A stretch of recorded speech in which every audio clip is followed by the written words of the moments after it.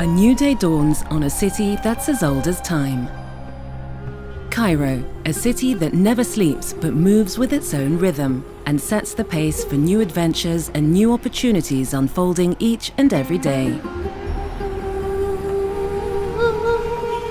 The early morning rush to arrive somewhere and get things done is a fact of life in this city, and children too are caught in this adventure as each and every day they go to school to prepare their place in Cairo's future and long-term growth. But for some children, the future won't be an easy destination. Cancer is one of the most dreaded diseases affecting children in Egypt, claiming lives of young children and robbing them of their future.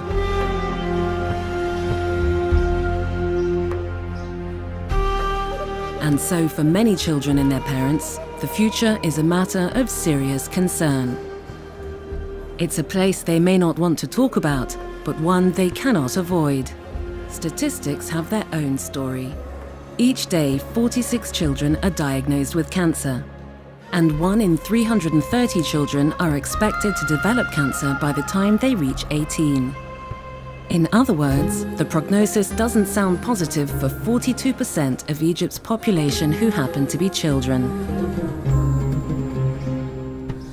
Dr. Sharif Abul-Nega, the CEO of Children's Cancer Foundation, has had first-hand experience on just how cruel the statistics can turn out to be. He felt so helpless and devastated that he even contemplated leaving medicine for good. The memory of that day in 1984 is still fresh in his mind. At that time, all what we have, this was the largest pediatric oncology center in the service in the country, and it was 8 beds. There were 2 patients on the same bed with their mothers. They only used to give us 1 to 5 syringes per day. So I have to pick a patient with a syringe, and then I wash it with saline to pick the second patient. One day they phoned me that there is a patient who is severely ill. So I went at almost 4 o'clock. And I tried to do for her whatever I can do. The resources at that time was not so good. The problems at that time was primary health care. So the attention and focus was not the tertiary care of cancer. She died. And in 2 hours to 2 hours and a half, I lost 13 patients out of the 16 that I have. So I went downstairs and I decided to leave medicine. Because I was crying on the stairs of the National Cancer Institute, and I decided to leave medicine. What could have been a terrible tragedy instead turned out to be the beginning of something really beautiful. The Children's Cancer Hospital, the largest hospital of its kind in the world, began to take shape as a response to that tragic event and received a major boost through the active participation of ordinary Egyptians. The hospital is unique in the entire Middle East and North African region, even though it boasts state-of-the-art facilities, sophisticated equipment, and highly trained personnel. Treatment here is completely free. And what's more interesting is that the initial donation for this project began with just 50 Egyptian pounds. Came in my mind that somebody told me that Sheikh al-Sha'rawi used to have a dinner every Tuesday at a nearby shish kebab restaurant called Abu Shar. I slipped into the room that they were meeting, a group of businessmen. I discussed with them the problem. So they told me that, okay, we are going to help you. I told them, I need your help as in-kind gifts, and I need it in a monthly pattern. At that time, I didn't study fundraising, or I didn't know anything about fundraising, but it seems that fundraising is in genes. And this is why I decided that to keep them tied to us in a monthly payment. We started the process, and you know what? Till today, this money was not cut. And then, during Ramadan of 1994, the first major donation campaign was launched and proved to be hugely successful. The donation drive gained increased momentum, and soon the hospital brand became instantly associated with 57357, which was the bank account number for all donations. So a group of almost 6 women and a man called Osama Al Rahmani, we decided to build a hospital. So each one of the 7 decided to give 1 million Egyptian pound as a donation. But there was also another challenge, and this involved getting land for the project.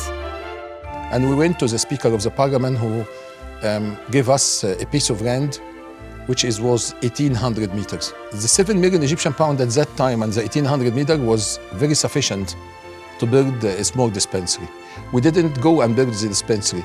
We put the 7 million in a visibility study. So we ended up that we have a nice piece of land which is 20,000 meters and a huge amount of paperwork and visibility studies and hospital drawings, and we have no money.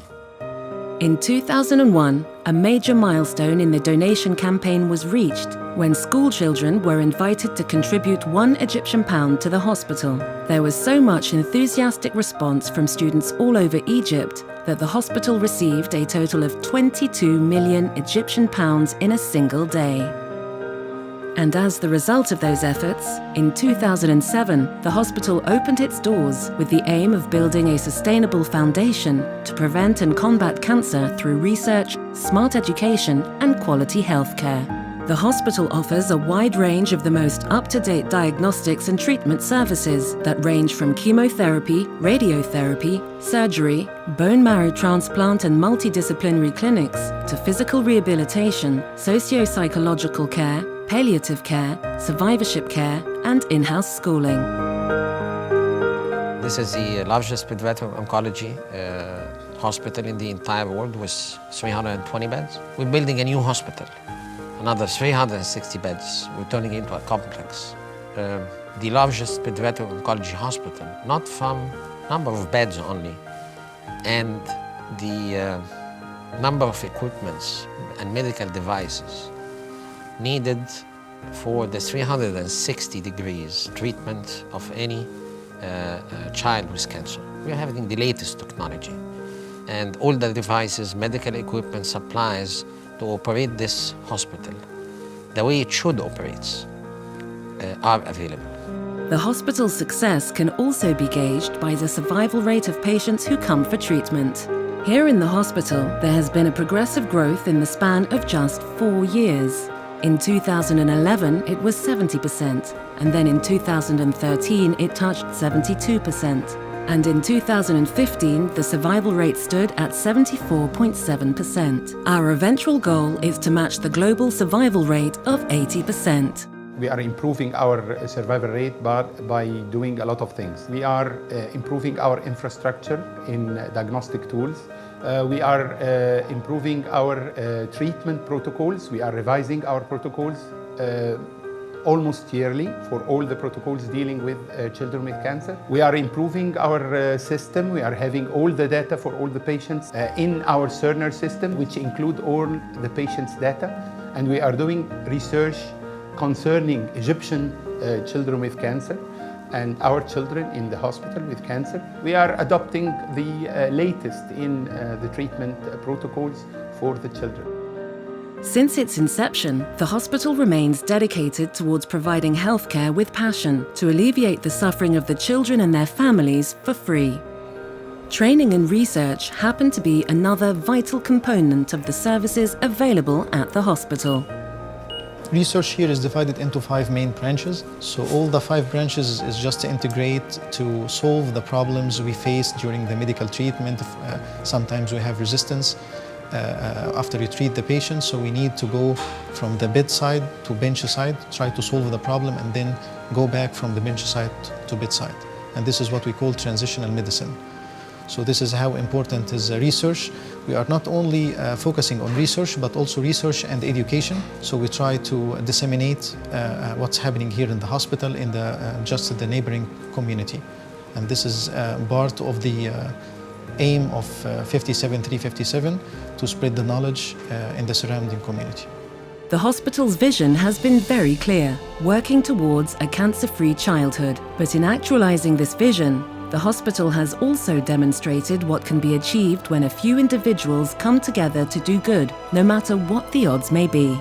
As such, the 2017 ISA Award for Service to Humanity goes to the Children Cancer Hospital for their work in combating cancer among children and giving them a future they can cling to.